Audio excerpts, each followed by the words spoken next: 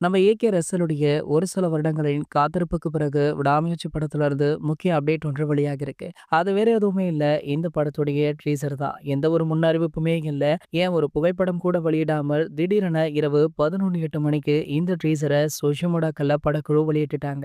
ட்ரீசர் வெளியான கொஞ்ச நேரத்திலேயே பார்த்தீங்கன்னா, ஏகப்பட்ட வியூஸ், எக்கச்சக்க லைக்ஸ், கமெண்ட் அப்படி இப்படின்னு ட்ரீசர் தற்போது வரைக்குமே ட்ரெண்டிங்ல டாப்ல தான் இருந்துட்டு இருக்கு. இந்த ட்ரீசர் முழுக்க முழுக்கவே ஆக்ஷன் காட்சிகள் போல இருந்ததாகவும், மேலும் ஹாலிவுட் தரத்துல இந்த ட்ரீசர் இருக்கு அப்படின்னு பல பிரபலங்களுமே அவங்களுடைய கருத்துக்களை சமூக வலைதளங்கள்ல பதிவிட்டுட்டு இருக்காங்க. இந்த நிலையில பாத்தீங்கன்னா, தற்போது நம்ம ரஜினி சாருடைய கூலி திரைப்படத்துல இருந்து முக்கிய அப்டேட் ஒன்றுமே வெளியாக இருக்கா.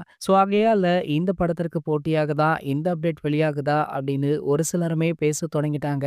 இருந்தாலுமே கூலி திரைப்படத்துல இருந்து என்ன அப்டேட்டா வெளியாகுது அப்படின்னு கேட்டீங்கன்னா, இந்த படத்துடைய முதல் சிங்கிள் ட்ராக் பாடல் தானா. இந்த சிங்கிள் ட்ராக் பாடல ரஜினி அவர்களுக்காக அனிருத் அவர்களே பாடியிருக்காரு. மேலும் பாத்தீங்கன்னா, இதுல ரஜினி சாருடைய நடனத்தையுமே எதிர்பார்க்கலாமா. இதற்கு முன்னாடி ரஜினி சார் நடிப்புல வெளியான ஜெயிலர் திரைப்படத்துல கூட காவாலா அப்படின்ற பாடல்ல அவர் நடனம் ஆடியிருப்பாரு.